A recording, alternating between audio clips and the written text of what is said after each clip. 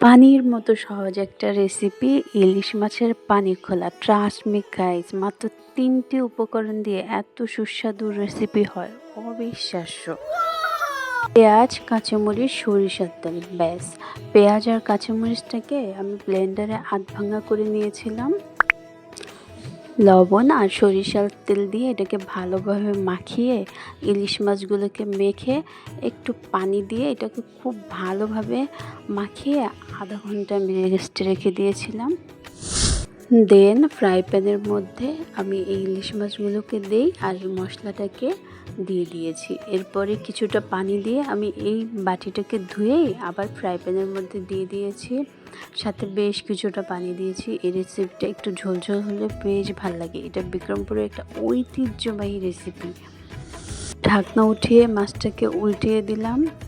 ৩টা কাঁচামরিচ আমি এর মধ্যে দিয়ে দিয়েছি আস্ত। ব্যাস শেষ, রান্না একদমই শেষ। পানির মতো রেসিপি, পানির মতো সহজেই হয়ে গেছে। আপনারা অবশ্যই ট্রাই করে দেখবেন।